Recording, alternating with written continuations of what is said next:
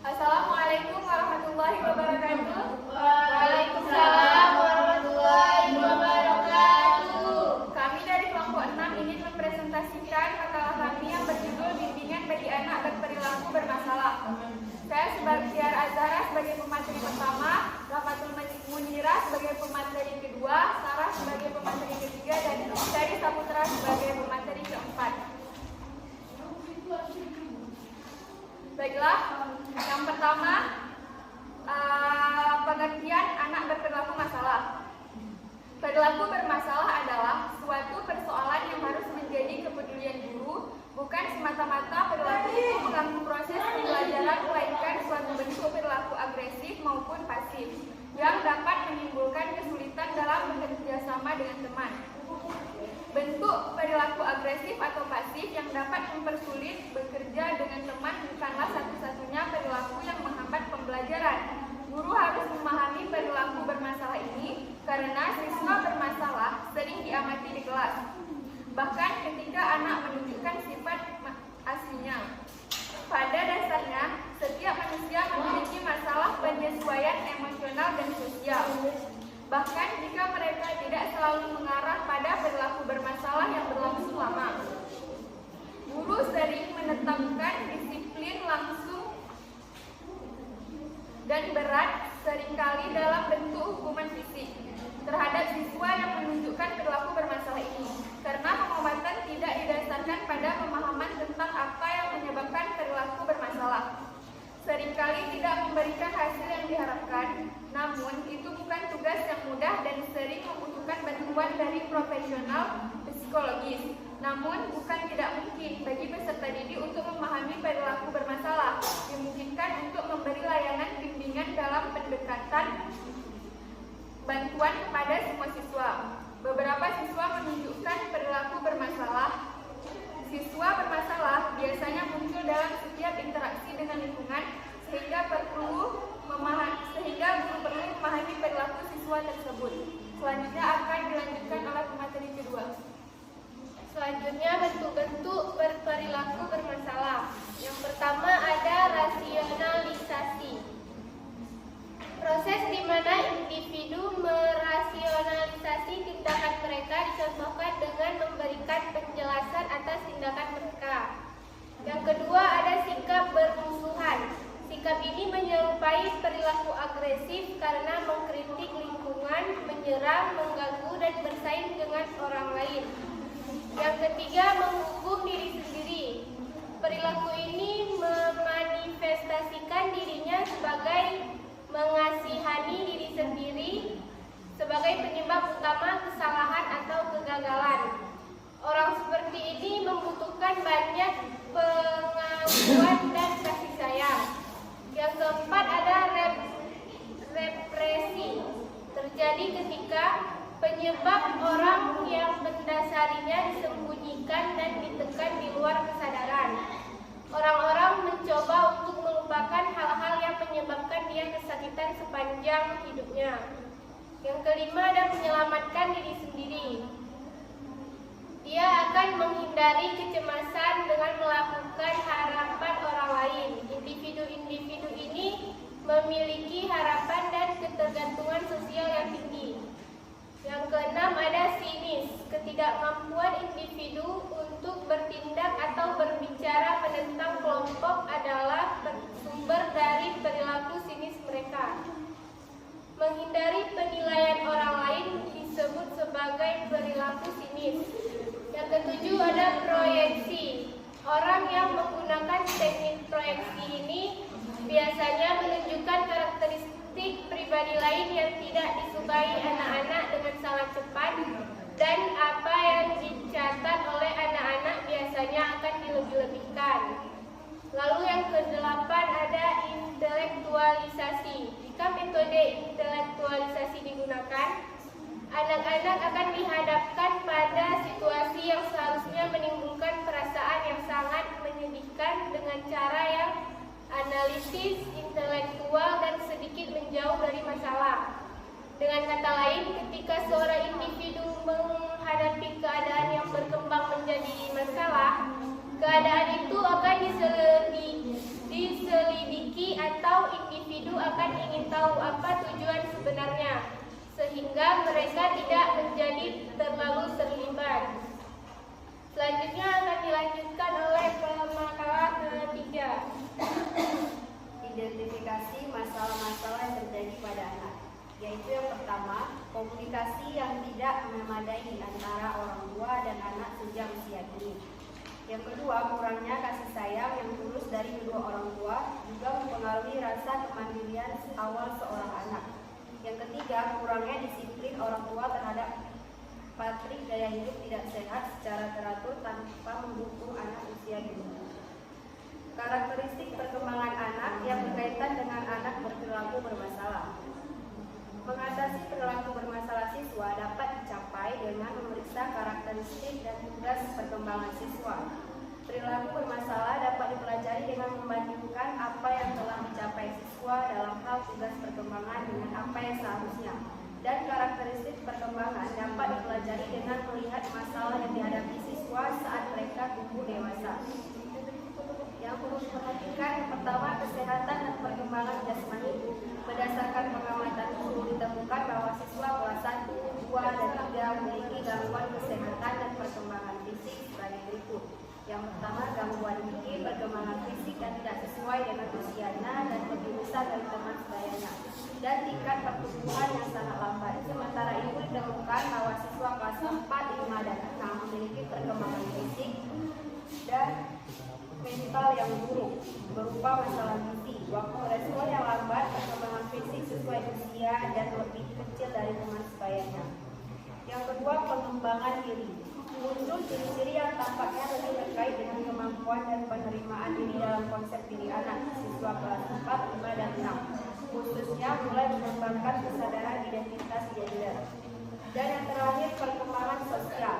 Perkembangan hubungan sosial pada anak-anak telah menunjukkan kecenderungan arah orientasi kelompok yang cukup kuat.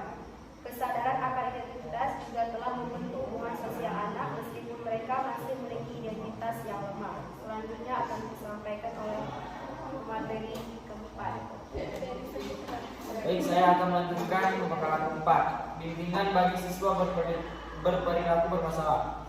Pembinaan perilaku siswa bermasalah, guru harus memiliki keterampilan khusus agar dapat membantu siswa dalam mengganti perilaku bermasalah dengan perilaku produktif.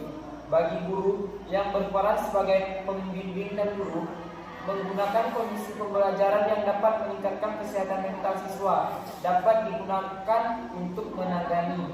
Pendekatan perkembangan menyarankan bahwa pendekatan perilaku siswa dalam suatu masalah dapat diambil dengan memeriksa tugas untuk melihat bagaimana karakteristik siswa telah berubah dari waktu ke waktu.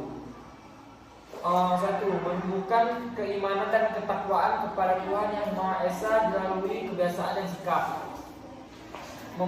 Memperoleh kemampuan dasar dalam berhitung, menulis, dan membaca. 3. Mengembangkan konsep-konsep yang penting untuk kehidupan sehari-hari. 4. Pelajari cara bekerja dengan orang lain dan bergaul dengan mereka. 5. Belajar menjadi diri sendiri. 6. Pelajari keterampilan fisik dasar yang Anda butuhkan untuk bermain dan hidup dengan baik. 7. Menetapkan moral, nilai, dan hati nurani sebagai pedoman perilaku. Meningkatkan kecantikan dan hidup sehat bagi diri sendiri dan lingkungan. Belajar memahami diri sendiri dan orang lain serta memainkan peran yang tidak membeda-bedakan gender. Mengembangkan sikap terhadap kelompok, peranata sosial, kampung halaman, bangsa, dan bangsa secara keseluruhan. Belajar merencanakan depan lebih awal dan dengan pikiran terbuka. Hanya itu yang bisa saya sampaikan dari pemakalah keempat. Selanjutnya kami membuka sesi pertanyaan. Apakah ada yang bertanya?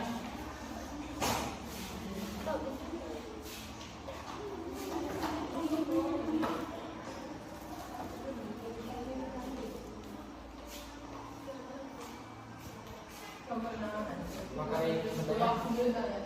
Tapi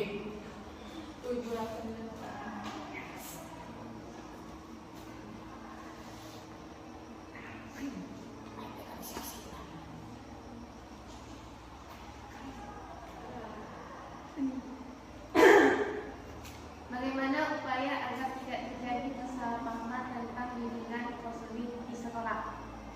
Bisa diulang? Bagaimana upaya agar tidak terjadinya kesalahpahaman tentang bimbingan dan konseling di sekolah? Oke, Nas. Ada lagi? Rizky, Fitriani. Baik, saya akan bertanya upaya atau strategi apa yang akan dilakukan untuk mengatasi permasalahan siswa berdasarkan teori bimbingan dan konseling. Oke, Adila, apa yang sebaiknya dilakukan oleh guru dalam menghadapi apa yang telah dilakukan masalah? Termina, Bagaimana jangan mencegah gangguan emosi dan kesal kepada anak? Dara, bagaimana peran BK dalam mengatasi siswa yang bermasalah? Bisa diulang? Ulang, Dara. Bagaimana peran BK dalam mengatasi siswa yang bermasalah? Rahma, hambatan apa saja yang mungkin dialami dalam pelaksanaan bimbingan dan konseling? Bunda, bagaimana Anda sebagai guru menyikapi masalah bimbingan dan konseling?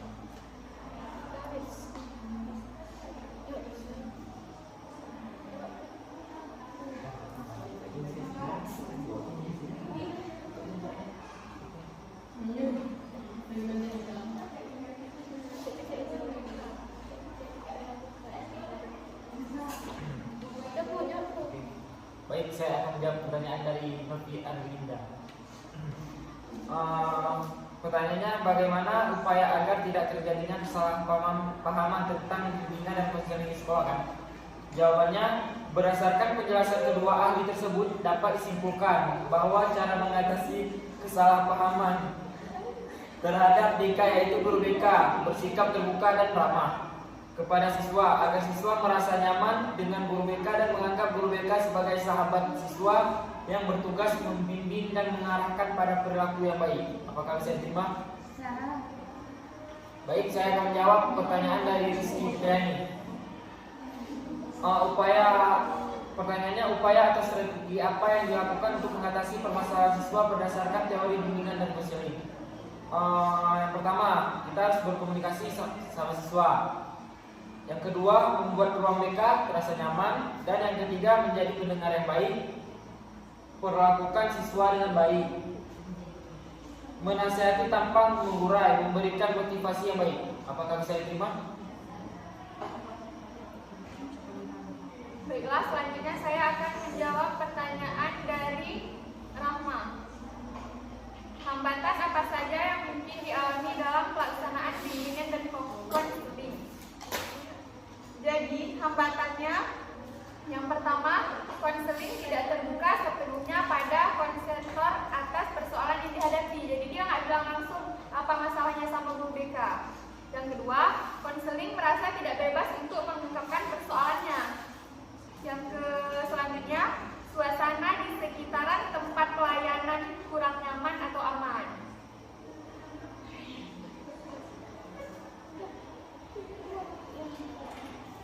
Selanjutnya pertanyaan dari Dara. Dara, apa peran guru BK dalam mengatasi siswa yang bermasalah? Jadi, peran guru BK dalam mengatasi siswa yang bermasalah adalah menanganinya dengan menyelidiki permasalahan siswa tersebut. Habis itu memanggilnya untuk menanyakan apa masalahnya. Seterusnya, guru BK menjadi mediator antara siswa dan memberikan pengarahan tentang dampak negatif dan kerugian akibat perilaku buruk dari siswa tersebut. Bagaimana, Dara? Bisa, Pak. Selanjutnya saya akan menjawab pertanyaan dari Fadila Rizky. Apa yang sebaiknya dilakukan oleh guru dalam menghadapi anak yang berperilaku bermasalah? Ada beberapa cara yang dilakukan oleh guru dalam mengatasi siswa yang bermasalah dalam proses pembelajaran. Yang pertama ada melakukan pendekatan terhadap siswa. Yang kedua, pencarian data tentang masalah, yaitu dengan berkomunikasi dengan orang tua siswa. Yang ketiga, ada melakukan konsultasi secara pribadi. Bagaimana, Fadila? Apakah bisa diterima? Fadila. Selanjutnya pertanyaan dari Arvina. Bagaimana cara mencegah gangguan emosi dan perilaku pada anak? Yang pertama, kita harus kenali keinginan dan kebutuhan dari anak tersebut. Yang kedua, ajarkan tentang mengenali perasaan. Yang ketiga, ajarkan cara mengendalikan diri. Dan yang keempat, sampaikan perilaku seperti apa yang kita harapkan pada anak tersebut. Apakah bisa diterima? Saya akan menjawab pertanyaan dari Rima Andriani. Bagaimana Anda sebagai guru menyikapi masalah bimbingan dan konseling? Ketika siswa mengalami masalah di sekolah, baik secara akademik maupun akademik, penanganan guru mereka sangat dibutuhkan. Melalui bimbingan konseling yang dilakukan oleh guru mereka bisa membantu siswa mendapatkan solusi dan mengatasi permasalahan tersebut. Langkah awal yang dapat lakukan guru yaitu dengan berkomunikasi dengan siswa. Yang kedua, dengan menjadi pendengar yang baik, memperlakukan siswa dengan baik, lalu memberikan motivasi terhadap siswa yang bermasalah tersebut.